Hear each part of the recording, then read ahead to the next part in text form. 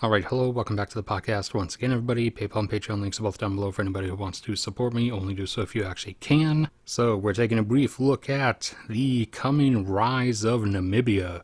Since it turns out Namibia actually has quite a bit of stuff that the entire world is going to be needing, and probably has some other stuff that it needs as well. However, surveying operations haven't actually been carried out in all of the regions of the country, so that's not yet known. However, it is likely, as because of its location and border arrangement, it does share various geological systems with neighboring countries who, within those said geological systems, have quite a lot, or initially had quite a lot, of rather valuable things, some of which in some of those countries are being mined through rather quickly, which will play its part in pushing the world to looking for new sources, along with various other reasons, Namibia of which will actually be one of the top ones being eyed. One of the biggest contributors to that, one of the biggest things Namibia has going for it, is that Namibia is actually a very stable nation.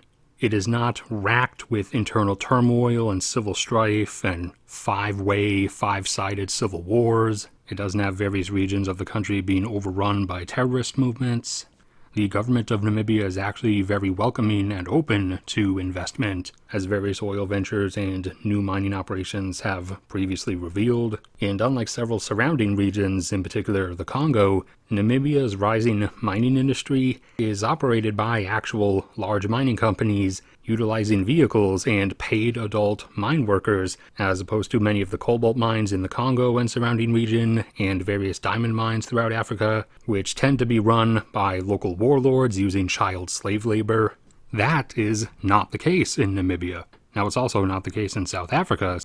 South Africa's mines are also regular non-child slave labor mines. However, the country of South Africa has its own problems that it is undergoing and which are only going to be getting worse, which will again provide its own part in driving the world closer to Namibia. So beyond just being friendly, open, stable, and morally appealing in general, what does Namibia actually have? Namibia has oil, and likely quite a bit of it, as it does at first glance, and it had been underlyingly assumed for a while that it has a pretty similar setup to Angola, just in a bit of a different shape of its offshore shelf. However, over the past couple of years, actual exploratory drilling has taken place and revealed that, yes, in fact, there is quite a bit of oil there as there was expected to be. So likely having a similar arrangement to Angola, Namibia probably has the same capability to follow something of a similar track to Angola and get up to a sort of peaking plateau around like 2 million barrels a day, depending on how the course of development goes, with the potential ability to maintain that roughly 2 million barrel per day plateau for a bit longer than Angola did, as Angola could have kept it going for a bit longer had there not been such severe ups and downs in oil pricing. So Namibia likely has the same oil production capabilities, and this also applies to its other resources as well. It has much better timing because Namibia, much like Guyana, is going to be rising into oil production in a time where oil prices are going to be heading into territories not before seen, coming into oil exporter status at a time to be making the most money off of it, while Namibia also will be able to maintain absolutely minimum consumption levels, in a stark difference to many other exporters of different resources, as Namibia only has a population of about 2.5 million, which will end up going better for their benefits and developments as well, as that's a much smaller population to have to spread the benefits of all this new wealth out across, especially in the time frame to have it. They have been revealed to have quite a bit of rare earth metals, and we all know what direction those prices are heading. It also has huge deposits of uranium prices of which have been recovering pretty quickly. China and India, one place of already enormous electricity demand that is going to still keep growing, and one nation of an electricity demand level that's going to be following the path of the first one, are rapidly building quite a few new nuclear power plants because that's basically among their only options, and even several of the Middle Eastern nations are now building nuclear reactors to fuel their power generation as well, because they want to switch away from using oil-fired power plants or natural gas-fired power plants. So uranium demand is even going to be soaring, thusly driving the price up higher, and demand will continue rising, of course, for cobalt and lithium, and the tantalum that usually accompanies cobalt deposits, the thickest in the world of which are in this region, which is touched by this little outstretching of Namibia, so there is likely a fair bit in that sort of outreaching arm Namibia has. There just hasn't been a lot of mineral surveying that's occurred there as of yet. Namibia also likely does have a fair bit of copper.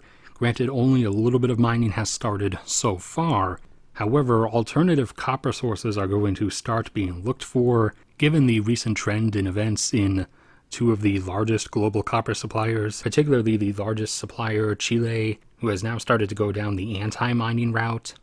And I believe it was just one mine, at least as of the moment, one copper mine at least, as well as one lithium mine, but just referring to copper at the moment, has actually begun denying mining permission extensions, and a vaguely similar situation in Peru, just not coming from the government, instead coming from the local towns and cities themselves, protesting the mining operations and actually blockading the transit of mining vehicles to and from the locations.